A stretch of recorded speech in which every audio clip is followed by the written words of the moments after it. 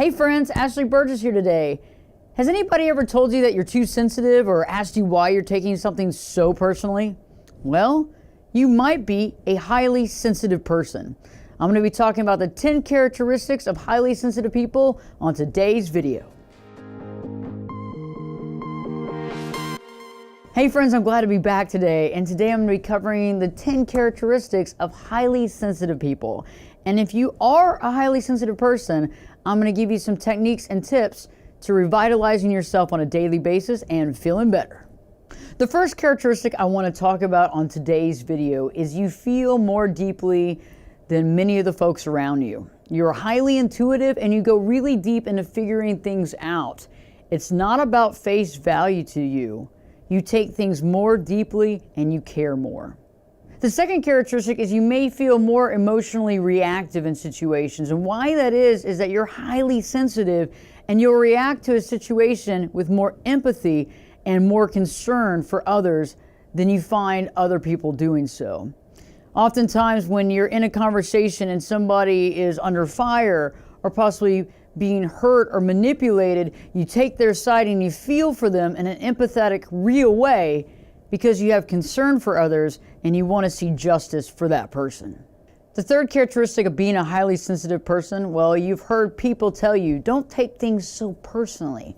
And why are you so sensitive? You know, I don't know about you, but I think being sensitive is a good thing. I think when we internalize things and actually care about other people, care about our environment, the people around us, the animals that are also on this planet, I think that's a good thing. But based in some cultures and some societies, it might not be considered so. And so I think oftentimes you'll hear people tell you, don't take things so serious, but isn't that the opposite of what we should be doing here?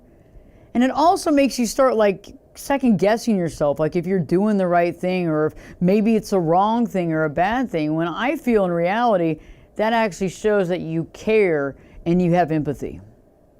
The fourth characteristic of being a highly sensitive person is it may take you longer to make a decision. Why? Because you're more aware of the subtleties, the details involved, the details surrounding the decision that you'll make.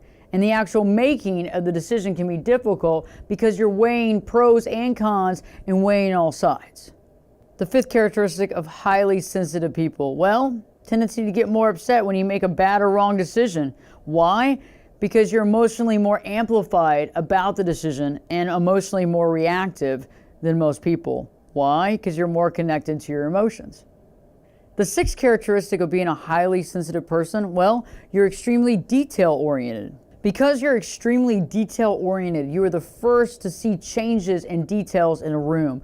Changes in the weather, changes in a room, what somebody might be wearing, or how somebody might be feeling, because you're more in tune to the people, the places, and the situations that you're in. Seventh characteristic is you work well in team environments. You're a deep thinker and you make good decisions. You're a valuable worker and a valuable member of the team. And the cool thing about being in a team is that you can excel in what you excel at. And you don't have to make the final decision. There are other people in that decision-making process that makes it easier for you to make that. The eighth characteristic of a highly sensitive person, and something that connects true to my heart, is that you don't watch violent and horror films. It's not something you want to watch because you are a high empath, but also it overstimulates you in an extremely negative way, and it's something that you just don't want to see. The ninth characteristic, you are highly conscientious. You care about others, you care about their well-being, and you care about their feelings. You're also very in tune to notice when other people are not being conscientious to the people around you or to yourself. Number 10, you feel and internalize criticism more than some others. Why? Because you actually care more about how those people feel and think around you.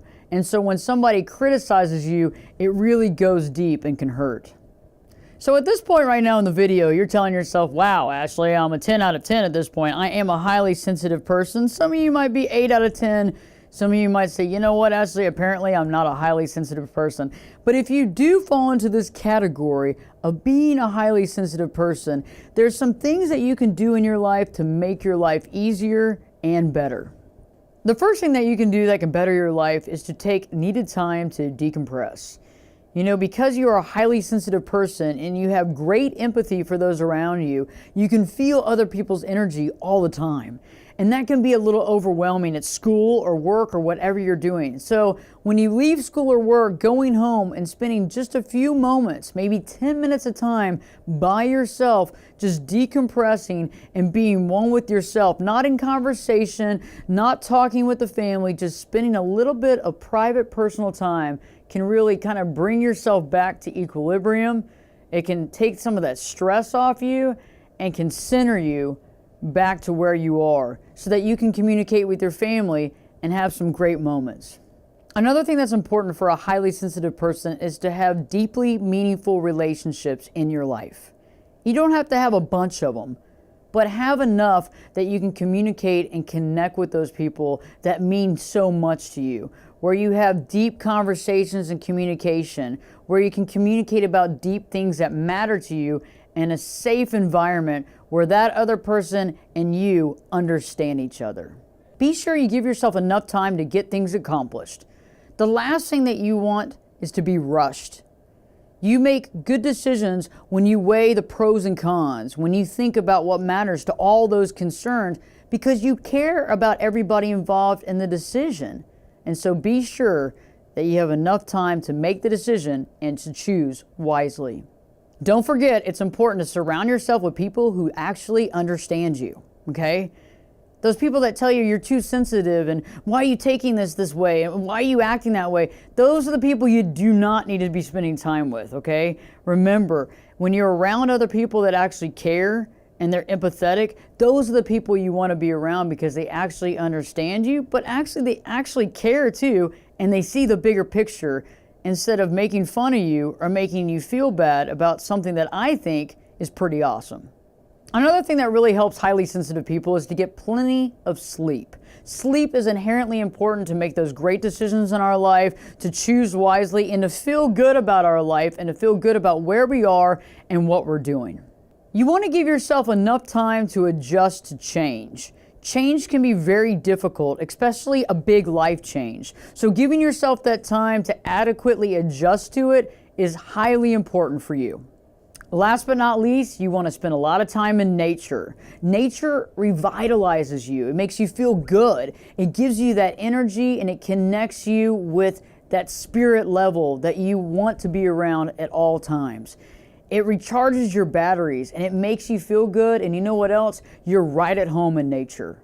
That's exactly where you love to be. And so why don't you spend more time where you love to be at?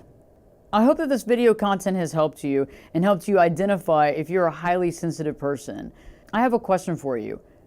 Has it ever made you feel bad or sad when somebody's told you that you're too sensitive?